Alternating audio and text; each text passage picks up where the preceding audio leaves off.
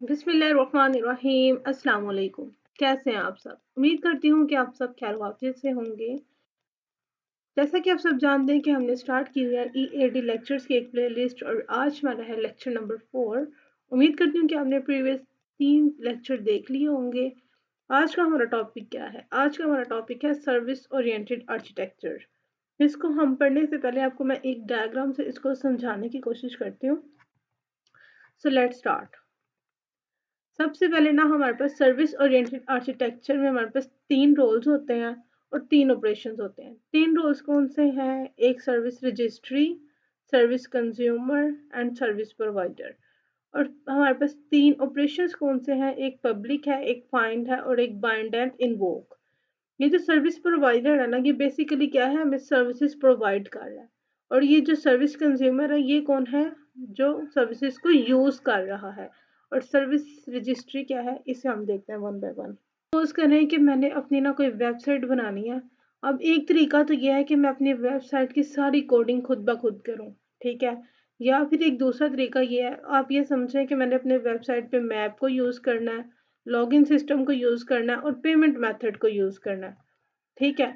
अब इसका एक मेथड तो ये है कि मैं ये तीनों चीज़ों की जो कोडिंग है अपनी वेबसाइट पे मैन्युअली करूँ, खुद से करूँ। ये काफ़ी प्रोसेस जो है ना वो टाइम टाइम कंज्यूमिंग है और आजकल जो दुनिया है वो फास्ट हो चुकी है।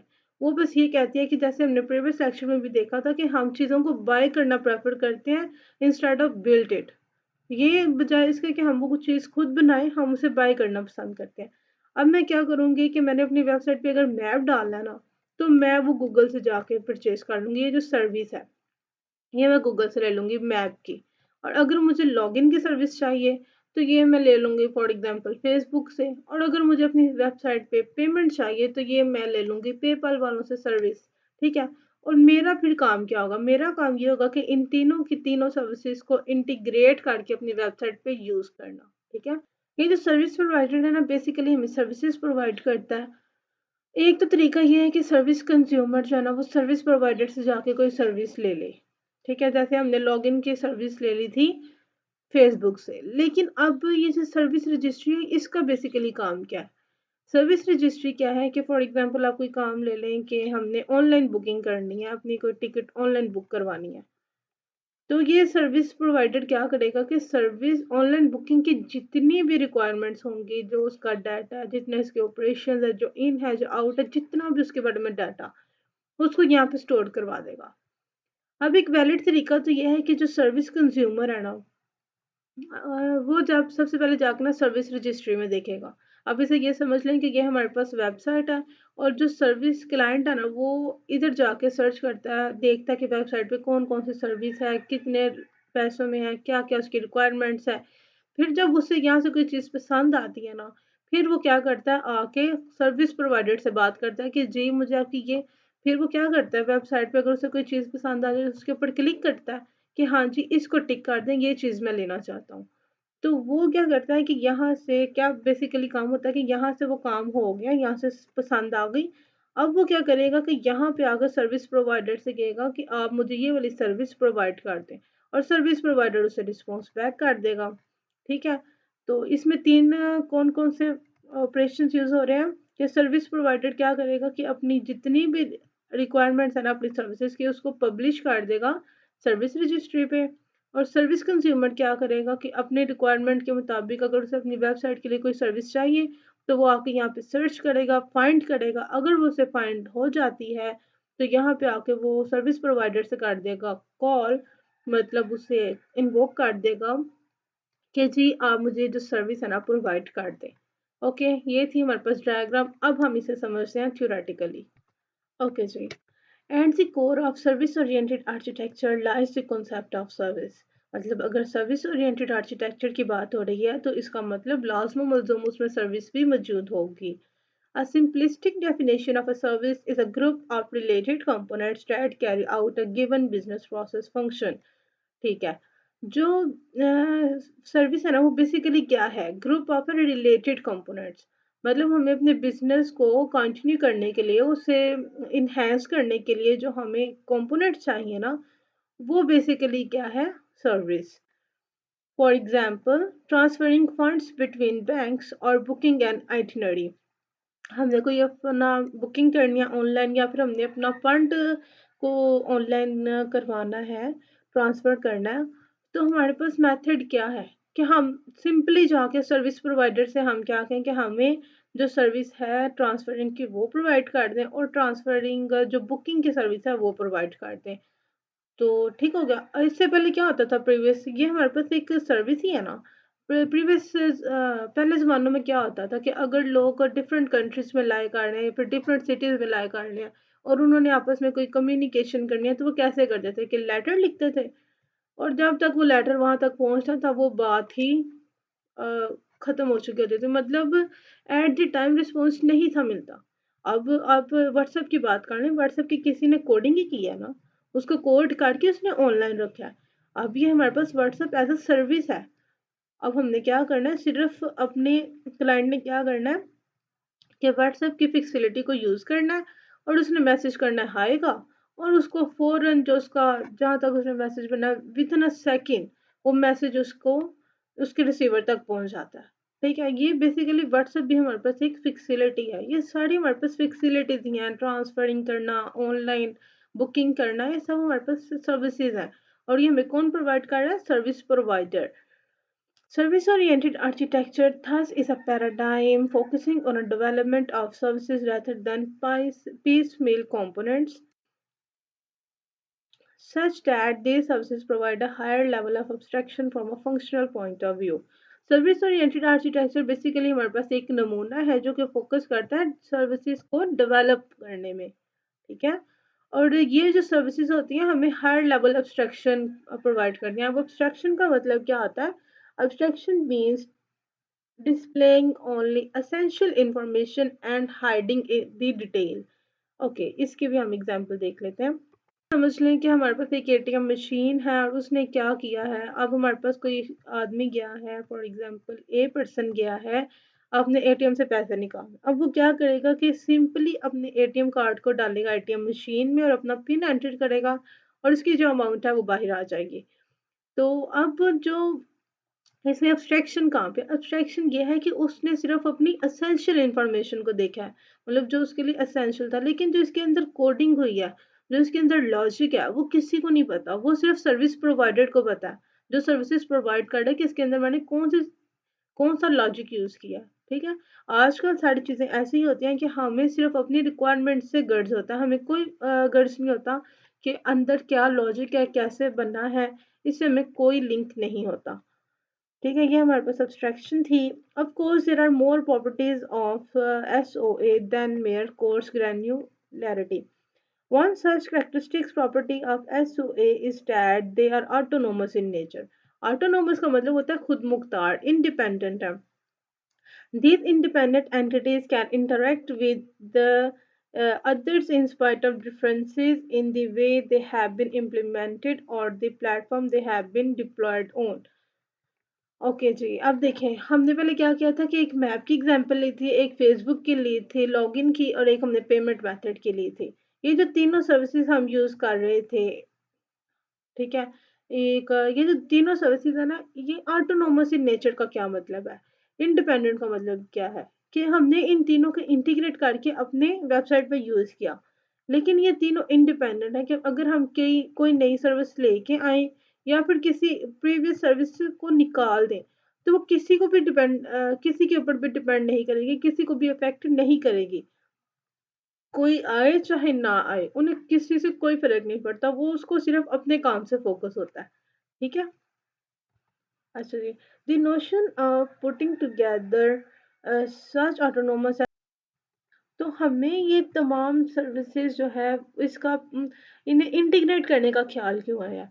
इसे इंटीग्रेट करने का ख्याल इसलिए आया क्योंकि वो इंडिपेंडेंट है एंड लूजली कपल्ड है। हम कोई चीज़ अपने बिजनेस में लाएं, चाहे उसे इन करें चाहे आउट करें, हमारे बिजनेस को अफेक्ट नहीं होता। ठीक है, तो इसमें हमने बेसिकली कौन सी इसकी प्रॉपर्टीज सीखी हैं। एक तो ये एब्स्ट्रैक्शन प्रोवाइड करता है, दूसरा ये कोर्स ग्रैन्युलैरिटी प्रोवाइड करता है, और थर्ड पे इसकी प्रॉपर्टी है कि ये इंडिपेंडेंट है, और फोर्थ पे है कि ये इंटीग्रेटिंग है, इंटीग्रेट करते हैं अपनी रिक्वायरमेंट्स को, और फोर्थ पे है ये लूजली कपल्ड। ये थोड़ी सी इसकी करैक्टरिस्टिक्स है। अब बात करते हैं SOA एंड वेब सर्विसेज, ये क्या है? The term web services and SOA are often used interchangeably and wrongly. हम वेब सर्विसेज और SOA को एक ही सेंस में यूज कर रहे होते हैं, लेकिन ये डिफरेंट थिंग्स हैं। SOA is a paradigm, ये हमारे पास एक नमूना है। There are many possible ways of building software so that it implements silent features of SOA। ठीक है, हमारे पास सॉफ्टवेयर बनाने के बहुत से तरीके हैं जो कि जिसमें हम इम्प्लीमेंट करते हैं SOA के features, mainly coarse granularity and loose coupling. Way is a web services, एक हमारे पास मेथड वेब सर्विसेज है। Web services are a group of XML technologies. Web services क्या है? बेसिकली हमारे पास एक्सएमएल टेक्नोलॉजीज का ग्रुप है which can be used for implementing SOA। Web service technologies, web service की लाजिम टेक्नोलॉजीज कौन सी हैं? वो दो हैं, एक हमारे पास SOAP और एक हमारे पास WSTL है। Form the basis of most of these web services implementation today। Basically आजकल यही दो यूज हो रही हैं, SOAP और WSTL। अब इसे वन बाय वन करके रीड आउट करते हैं। सिंपल SOAP क्या है? Simple Object Access Protocol is an XML based application level protocol intended for exchanging information in a distributed network। SOAP basically हमारे पास क्या है? XML based application level protocol है, जिसका मकसद क्या है कि वो डिस्ट्रीब्यूटेड नेटवर्क में एक्सचेंज करे, इंफॉर्मेशन को इन एंड आउट करे। तो डिस्ट्रीब्यूटेड नेटवर्क मैंने प्रीवियस लेक्चर में समझा दिया है। SOAP supports both the models। अब पहले हमने SOAP की बात की। SOAP में वो डिस्ट्रीब्यूटेड नेटवर्क में इंफॉर्मेशन को एक्सचेंज कर रहा है। अब क्या बात हो रही है कि SOAP के दो मॉडल्स हैं। कौन से दो मॉडल्स हैं? एक हमारे पास RPC style as well as one is document style. ठीक है, अब इसे फर्दर डिस्कस करते हैं। ये क्या करता है? RPC style soap allows remote invocation of operations. Remote invocation क्या होती है? ये हम मैंने प्रीवियस लेक्चर में समझा दिया है। Parameters and return in out values of these operations are serialized in XML। जो ये ऑपरेशंस के लिए हमें पैरामीटर चाहिए और जो वैल्यूज हमारे पास इन हो रही हैं चाहे आउट हो रही हैं। आपने C++ प्रोग्रामिंग पढ़ी होगी, हमें पता है कि जब भी हम कोई ऑपरेशन को कॉल करते हैं तो उसकी कोई ना कोई रिटर्निंग वैल्यू होती है, हमें कुछ ना कुछ पैरामीटर्स पास भी करवाने पड़ते हैं। ठीक है, तो ये सारी वैल्यूज है ना, ये सारे ऑपरेशंस की जो वैल्यूज है वो हम XML में सीरियलाइज्ड कर लेते हैं। वेयर एज अब दूसरी बात हो रही है डॉक्यूमेंट स्टाइल की। डॉक्यूमेंट स्टाइल में क्या होता है? Document style because an operation input output are XML। इसमें क्या होता है कि जो ऑपरेशंस की इनपुट और आउटपुट होती है ना, वो XML में ही होती है। यहाँ पे तो पहले इनपुट आउटपुट होती है फिर XML में कन्वर्ट होती है, लेकिन यहाँ पे बात ऑपरेशन होते ही XML में है। Serialization of parameters and return value to XML is not needed. मतलब इसमें क्योंकि पहले काम XML में होता है तो उसे हमें दोबारा XML में कन्वर्ट करने की ज़रूरत नहीं होती। Although most of the web service applications use SOAP over HTTP today, the standard does not preclude using SOAP over the IP protocol। ज़्यादातर हम क्या कर रहे हैं? HTTP में यूज़ कर रहे हैं SOAP को आजकल, लेकिन जो स्टैंडर्ड है वो हमें SOAP को IP प्रोटोकॉल को पे यूज़ करने से भी नहीं रोकता। वो कहते हैं चाहे आप HTTP में करें चाहे आप IP में करें। ये डिस्क्रिप्शन लैंग्वेज क्या है इसका? मैं आपको बता देती हूँ अपनी डायग्राम से। यहाँ पे पहले मैंने आपको नहीं था बताया कि जो सर्विस प्रोवाइडर होता है ना, ये सर्विस रजिस्ट्री के ऊपर किसकी हेल्प से लिखता है? कौन से मॉडल से? WSDL। ठीक है, ये WSDL क्या करता है बेसिकली कि ये सर्विस को क्या पैरामीटर चाहिए, कौन सी वैल्यू चाहिए, कितने ऑपरेशन चाहिए, और सब कुछ सर्विस के बारे में वो सर्विस रजिस्ट्री के ऊपर लिख दिया जाता है with the help of WSDL। ठीक है, तो web service description language is an XML based metadata. Metadata क्या होता है? Data about data. तो standard that is used to describe the service interface in terms of the operations it supports the parameters. कि वो service interface को describe करता है ना, कैसे डिस्क्राइब करता है कि कौन सा उसे ऑपरेशन चाहिए, किस ऑपरेशन को वो सपोर्ट करता है, कौन से पैरामीटर चाहिए उसे ऑपरेशन एक्सेप्ट करने के लिए, उसकी रिटर्न वैल्यू क्या होगी, the XML schema that the input output messages to the operation in case of document style so। आपने बेसिकली क्या बात हुई है कि जो SOA है वो हमारे पास लूजली कपल्ड है और कोर्स ग्रेन्ड है। ठीक है, इस वजह से जो सर्विसेज है ना वो हम किससे डिस्क्राइब करते हैं, WSDL के हेल्प से डिस्क्राइब करते हैं, और उसको एक्सेस किसकी हेल्प से करते हैं, SOAP से। ठीक है, ये जितनी भी टेक्नोलॉजीज है ना, XML, SOAP, WSDL, ये डिफरेंट प्लेटफॉर्म में हर जगह मौजूद है, हर जगह ये सपोर्ट करती हैं। बेशक वो मेन फ्रेम से लेके मोबाइल डिवाइसेस तक की बात हो। इस वजह से जो web services are provided to use solution for interoperability between applications deployed on these disparate platforms। बात करते हैं SOA and component architectures के। SOA is not a replacement for a component architecture। component architecture का हमने previous lecture में discuss किया है। वो यही कहने कि जो SOA है ना, आप ये ना कंसिडर करें कि वो रिप्लेस कर गया है component architecture को। rather it neatly complements the component architecture, while component architecture enhance reusability at a finer grained level। SOA can enhance reusability at a coarser grained level। ठीक है, जो इसमें आप बात समझे फाइनल ग्रेड लेवल और courser grade level क्या है। आप ये समझ लें कि ये जो फाइनल ग्रेड लेवल होता है ना, ये थोड़ा छोटा होता है, और जो ये कोर्सर ग्रेड लेवल होता है ये बड़ा होता है फाइनल ग्रेड से। तो आप ये समझें कि जो कंपोनेंट आर्किटेक्चर है वो छोटे लेवल पे रीयूजेबिलिटी को सपोर्ट करता है, और जो SOA है ना वो रीयूजेबिलिटी को सपोर्ट करता है लार्जर लेवल पे। हैंस फ्रो हमारे पास क्या कहने हैं, लेटेस्ट स्टैंडर्ड है ना, जो हमारे पास लेटेस्ट कंपोनेंट फ्रेमवर्क आ रहा है वो हमारे पास EJB है। और EJB हमारे पास क्या करता है, इन बिल्ट वेब सर्विसेज, मतलब जो वेब सर्विस होती है ना वो उसमें ये जो EJB है ना बेसिकली क्या करता है, वेब सर्विस को बिल्ट इन सपोर्ट करता है। ठीक है, तो सो EJB is still very much in demand, और EJB हमारे पास बहुत ज़्यादा डिमांड में है। इस वजह से हम वेब सर्विस को यूज़ करते हैं। आज का लेक्चर हमारा यही तक था। होप्स आपको समझ आ गई होगी। If you have any Curie you can ask me in comment box and you can also DM me on Instagram. अब मुलाकात होगी नेक्स्ट ट्यूटोरियल में किसी नए टॉपिक के साथ। तब तक के लिए अपनी दुआ में याद रखिएगा। अल्लाह हाफ़िज़।